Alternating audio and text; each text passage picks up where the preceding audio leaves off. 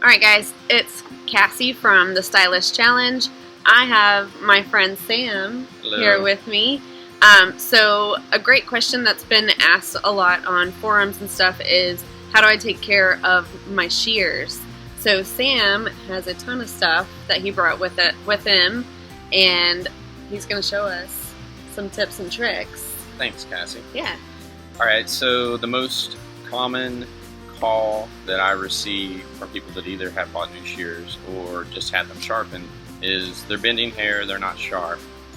And there's 99% of the time the reason why that's happening is because they've loosened up and the shears aren't tensioned properly. I make every effort to make sure that they're tensioned properly, but sometimes from being rattled around in the drawer, just from using them, if the hardware is not really good quality, Right. things of that nature, they can loosen up. Maybe we accidentally dropped him on the floor. Right, that could happen too. So if you find that your shears are bending the hair, don't automatically assume that they're dull.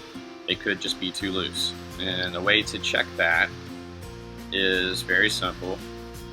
First of all, you would hold your shear with the tips. I'm holding it the way that you should hold it, facing you, with the dial or the screw facing you. You want the tips to be at the top and about the angle of a slide. It's like a 45 degree. Mm-hmm. Yeah.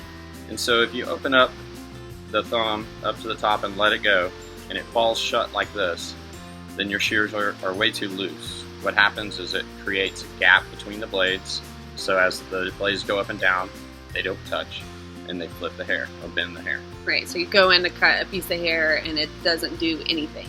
Right, Yeah. Exactly. So, in order to correct that problem, it's really simple. You want to always hold your shears closed, and when you're adjusting them, and then you just turn your little dial to the right. Now if you have a screw, I can show you how to do this too. You want to lay them flat, hold them closed, lay them on a soft surface like a towel, put a little pressure right behind the screw, and then you can use a coin on a lot of the shears, but if it's too narrow of a slot, you have to use a flathead screwdriver. And you make little turns at a time. If you imagine it's a pizza with 8 slices, I like to say only go half a slice at a time until you get the proper tension. Good. Perfect. So the proper spot is, again, holding it at that angle with the tips up. When you let go of the thumb, they should move a little, or they can go all the way to about halfway closed, but you don't want the tips coming all the way together. So you have some operating, some people like them looser, some people like them a little tighter. So you have a little bit of leeway of where you can use them at. But the most important thing is you don't want them so tight that they're hard to close. Right, and then your hands ache at the end of the day. So you don't want them too tight. It'll just cause more work for yourself. And Exactly. Cool. And the primary reason you want to have them adjusted properly is because if you let them go loose, some people, instead of adjusting their shears, they'll start squeezing them to make them work. Now this is going to dull your shears real quick, but it's also bad for your wrist and your thumb and your forearm and your elbow. So proper cutting form with just vertical thumb movements is very important for the long haul of your career and for the life of your shears. Right. So if you'll get in the habit, this is only going to take you 15 seconds a day. Once you get comfortable with it, if you're not comfortable with it, you can reach out to me and I'll show you how to do it in person. So shears are still too loose. So hold them together, make a few clicks to the right. Now that's a good spot, but I could go a little tighter if I wanted to. Just whatever is more comfortable for you. Right. So okay. you just so like a 1/4 inch to a 1/2 inch, open blade. Exactly. Okay, cool. And that'll help keep your shears sharp for the longest amount of time, which is my goal. I want to make sure that you get the most value for your sharpening dollar. Right. So on average, how often should we be sharpening our shears? Well, a lot of that's going to depend. It's a hard question to answer because there's so many different types of steel. There's so many, you could be cutting dry hair 50 to 75% of the time, all day, day in, day out. Right. You could only have 2 haircuts a day. It's hard for me to tell you an ideal time.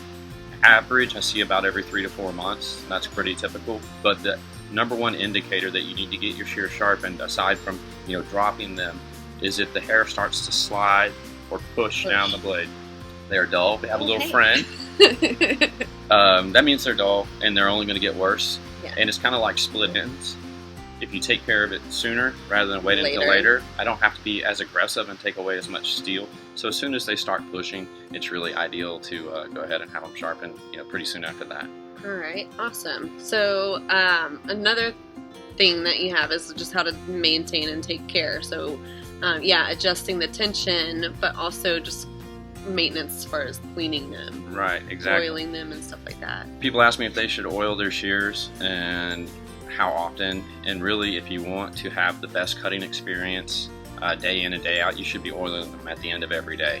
In between haircuts, especially if it's wet hair, you always need to take your towel and wipe away the wet hair because water is the enemy and it can rust your shears if you leave wet hair on there. Right. So you always approach from the back side of the blade. You never come in from this way, and you just take your towel and you wipe away any wet hair that's on there, making sure that you get underneath. This is called the pivot area of the shear, and you want to wipe them clean.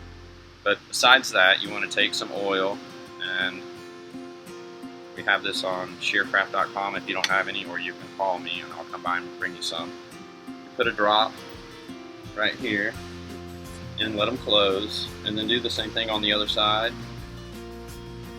And then what you'll do is work the shear back and forth, making sure not to put any pressure on the blades. And what will happen is you can see maybe some gunk, little hairs. Some gunk coming out. Yeah. And if you do this on a daily basis, they won't be gunk. It'll just be little tiny hairs. Right. And so you wipe that away with your towel, and then you'll have nice, smooth working shears, because when the hair gums up inside of there, it makes them resistant. And so it makes it harder to open and close, and you can maybe feel gritty. And you might not get proper tension when Right. you do go to Absolutely. put tension on your So I would, and tools. what you do at the end of the day, so this is non-toxic, 100% pure camellia oil. So you can just wipe the excess oil down the blade and let it sit overnight. And if you forget to wipe it off the next morning, it's not going to harm anybody's hair in any way. Okay. Awesome. Any other tips and tricks as far as shears go? Always set them down closed. Never set them down open. Okay. I like to say put them to bed. If you have a case for them, you can minimize any damage happening to them by always, always, always being in the habit of wiping them clean, close them all the way, and put them in their case. All right. And Perfect. the other thing is on your texturizing or thinning or blending shears, you want to make sure that you keep them on the tighter side rather on the loose side, because what can happen if you accidentally put any pressure with your thumb this way and they're too loose, Yeah. the blade will come over and the teeth will bite into the top, Yeah. and then you'll have to come sharpen because they'll pull hair. Okay. All right. Perfect. Some great tips from Sam. So Sam, you have a website? Yes, the company website is shearcraft.com, Okay. and you can see all the styling tools and shears and things that we sell. All right. I'll put a link for that too Thank you. in the video. So if you guys need your shear sharpened, you can find them there. Where's Shearcraft located? Well, Shearcraft is headquartered out of Texas.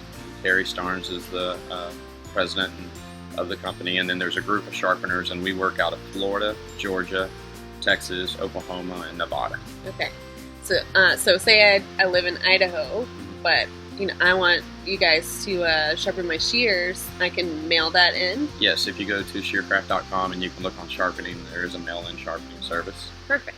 But Yeah. if you want to reach me personally, if you're in Georgia, I encourage you to go to my Facebook page, which is Sam Shearcraft, and that'll be me instead of all the other sharpeners, and that's kind of how I keep track of everybody here in Georgia. Yeah, we use Sam in our salon. He is Thank you. I'm very grateful for that. He's amazing.